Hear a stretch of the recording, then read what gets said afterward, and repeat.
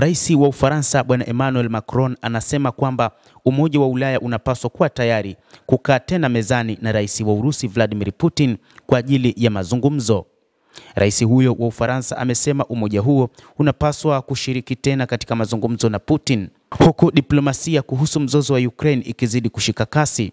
Rais Emmanuel Macron katika maoni yake, kutokana na hali inavyozidi kusonga, ameona kuna haja ya kukaa mezani na Rais wa Urusi Vladimir Putin, ambapo viongozi wa Ulaya wanapaswa kuzungumza naye kuangalia ni jinsi gani watakavyomaliza vita hivyo, baada ya kukaa mezani na Zelensky kwa muda mrefu bila kupata majibu, pamoja na kukaa na serikali ya Rais Donald Trump wa Marekani bila kuona namna yoyote ya kwenda kumaliza vita hivyo.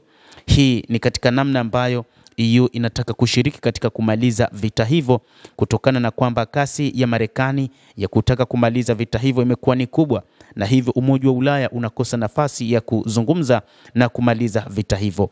Maoni hayo yanakuja baada ya umoja huo kushindwa kukubaliana kuhusu kuiba mali ya Urusi iliyogandishwa ili kuisaidia Ukraine. Akizungumza na waandishi wa habari mjini Brussels siku ya Ijumaa, Emmanuel Macron alisema baadhi ya nchi tayari zimeanzisha mawasiliano na Moscow, na kuongeza kuwa Ulaya na Ukraine wana nia ya kutafuta mfumo wa kujihusisha upya katika mjadala huo ipasavyo.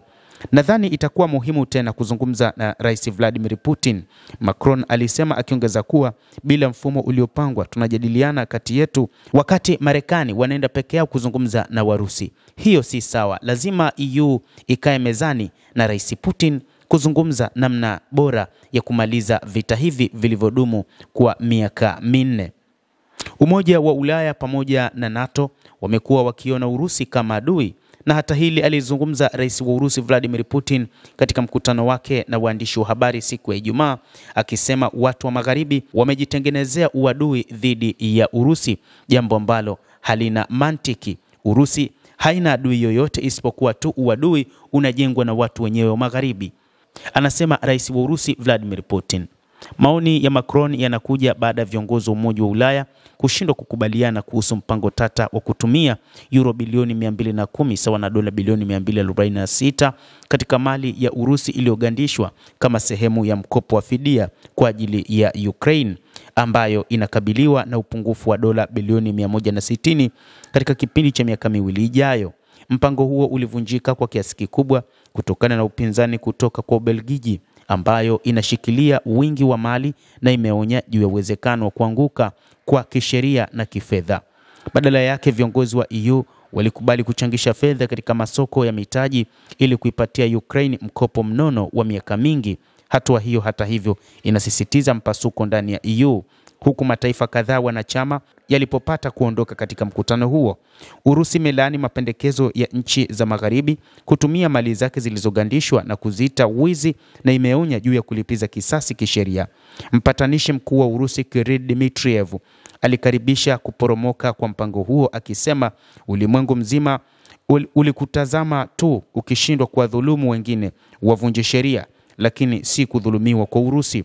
Urusi haitakubaliana na dhulma yoyote ambayo itafanywa na watu wa Magharibi. Putin na Macron walizungumza kwa simu mara ya mwisho mwezi Julai, mara ya pekee tangu mwaka 2022, na walijadili mzozo wa Ukraine mwezi mmoja kabla Rais wa Ufaransa kushauri mataifa mengine ya EU kufikiria kurejesha mazungumzo na Moscow.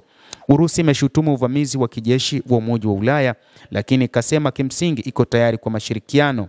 Msemaji wa Kremlin Dmitry Peskov alipendekeza hata hivyo kwamba ushiriki wa Uropa katika mazungumzo juu ya mzozo wa Ukraine hayataonyesha chochote kizuri. Hata hivyo, inaelezwa kwamba Macron katika mazungumzo yake ya mwisho na Rais wa Urusi Vladimir Putin, baada ya kuona kwamba hakuna chochote kinachoweza kufanyika na kuna uwezekano wakishirikiana kwa pamoja NATO na Umoja wa Ulaya wangeweza kumshinda Vladimir Putin katika vita hivyo, aliamua kusimama upande wa Ulaya na NATO. Lakini ndani ya miaka minne Ukraine haikuweza kupata ushindi, wala mataifa ya NATO na Ulaya yaliyokuwa yakisaidia hayakuweza kupata ushindi wowote zaidi ya kupoteza fedha pamoja na silaha wakati wote wa vita. Mtazamaji, endelea kutufuatilia na usisahau kulike, usisahau kucomment, kadhalika na kusubscribe channel yetu hii ili upate habari hizi kwa mapana kupitia hapa The World News. Mimi ni Adam Hussein, endelea kuwa nasi wakati wote, endelea kutufuatilia ili uweze kupata habari hizi kwa mapana kupitia The World News.